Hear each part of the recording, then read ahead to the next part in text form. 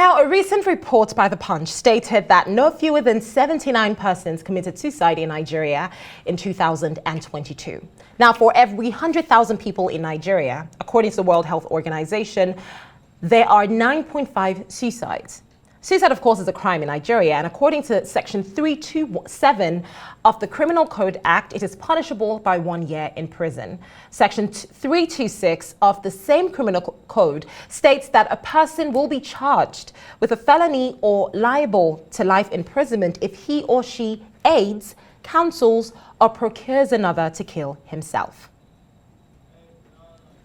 Now, in December 2022, 40 of Nigeria's leading mental health organizations called for the decriminalization of attempted suicide in Nigeria, of course, to strengthen the implementation of the recently adopted National Mental Health Act.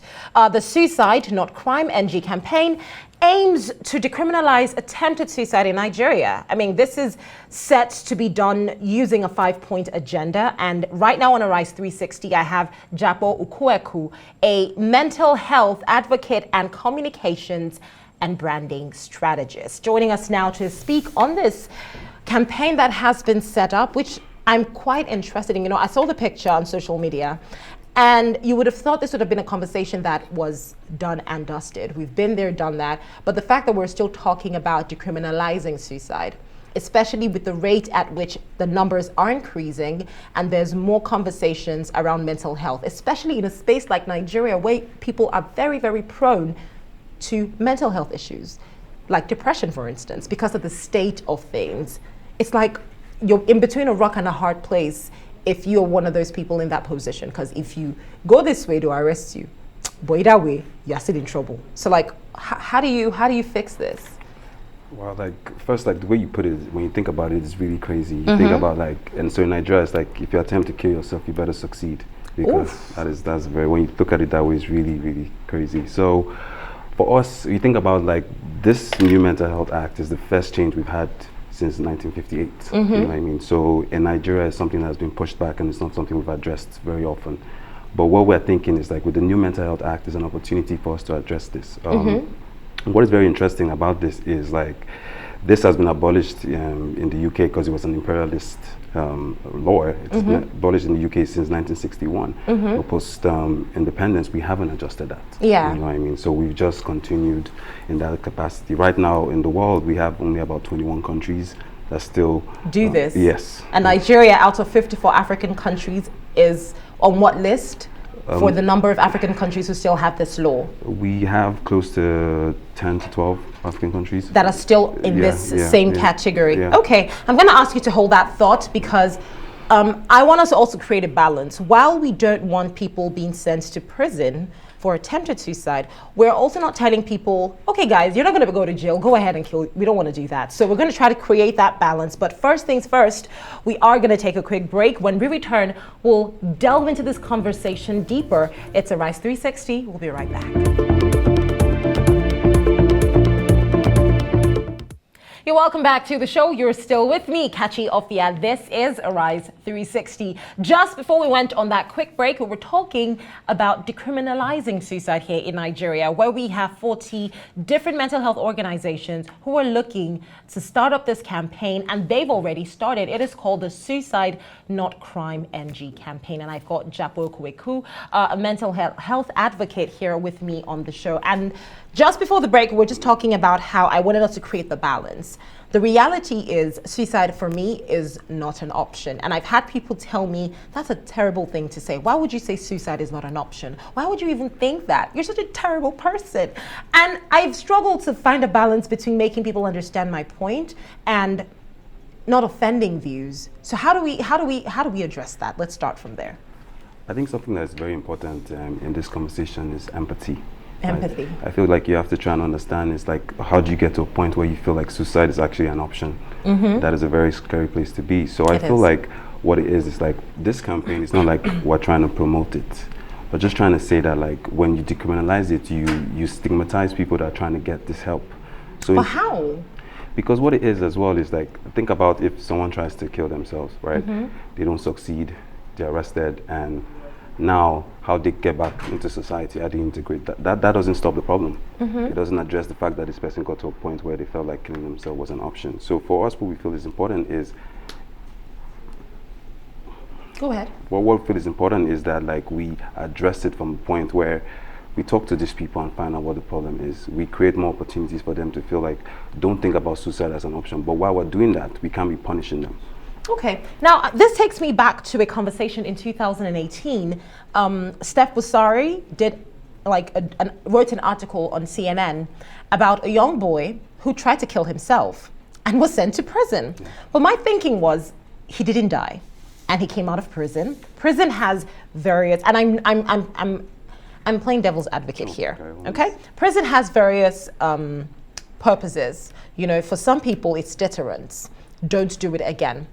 Another thing is rehabilitation, where you're in that space, and for some people, it kind of changes your ideology on life, because when you're in the confines of these four walls, you have a lot of time to do nothing.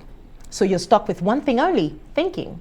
So in a sense, would you say this is the essence of this? You try to do it, you're sent to prison, and then maybe you might find another reason.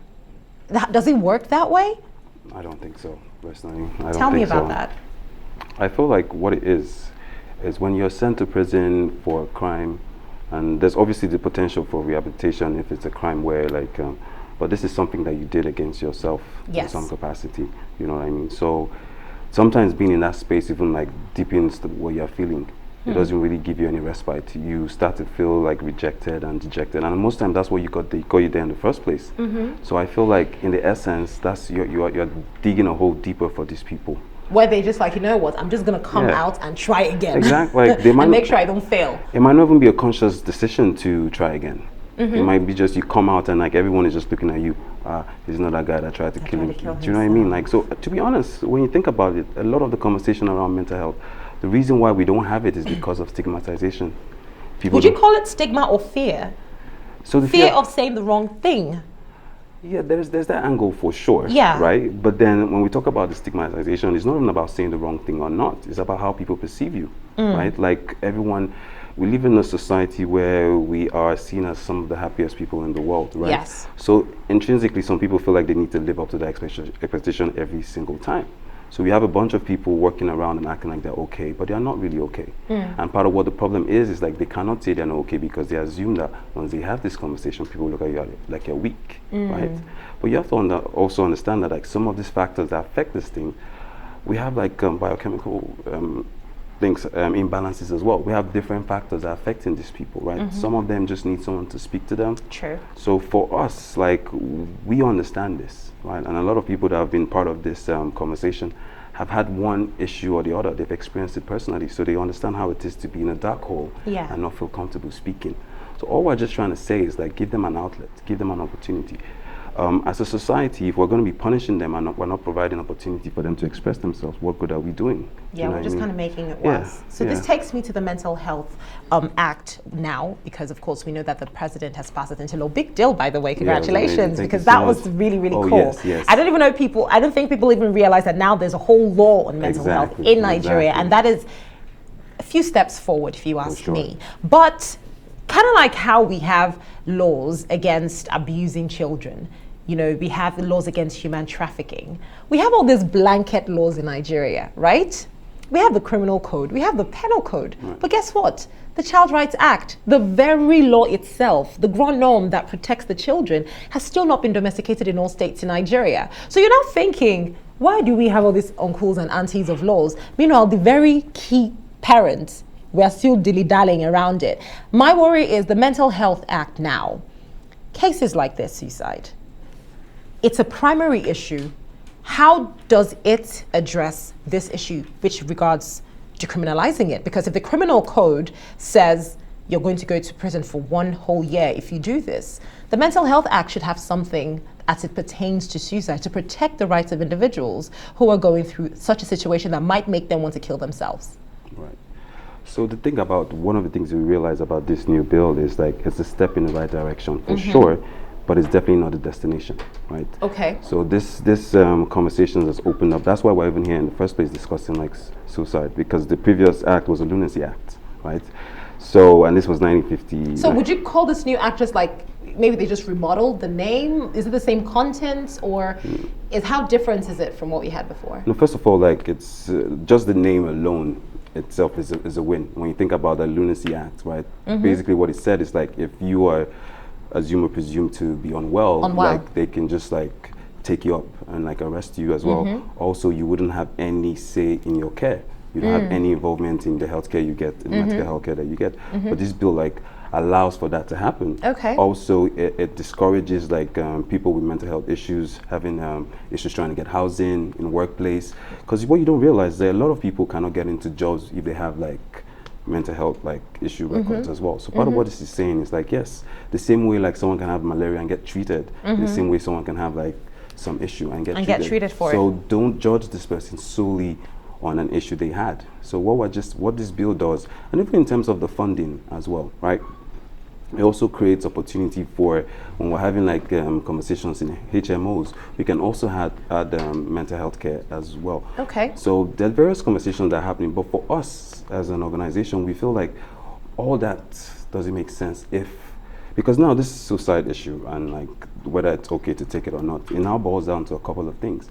There's a human rights element as well. There is. So are you saying, so basically what we're saying is like, you don't want to take people's right to do whatever they want. At the same time, we want to control it. That's why the narrative is very sensitive. We're not saying that suicide is good in any capacity.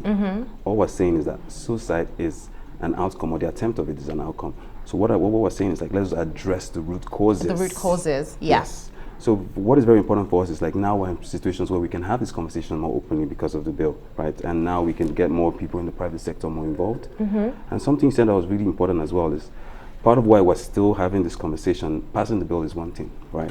How about funding it? Where are we going to get the money to fund the bill, right? So do you feel like there should be a budget for this? For sure, there's for sure. But like, wouldn't that come under the health budget? Yeah. But then at the same time, it's like, before it even comes there has to be a conversation about it. You know what I mean? Especially knowing how we move in this part of the world, right? It's not just going to happen overnight. We're going to have a series of conversations. But what we're saying is now, we want to start this conversation right now. Like, together with 40 other organizations, we're trying to push for this. So well, the conversation has started. And it's important to know that mental health has no age limit. So it could affect anyone. So the sooner we all get on board to make this a reality, the better. Jakpo, I have got to say a big thank you to you for joining me on Arise 360 today, and well done on the great work that you're doing. If it's enough to talk about it, but taking the steps to bring these things to life is really what makes, you know, your team and everybody else involved in it stand out. So well done. Thank you so much. So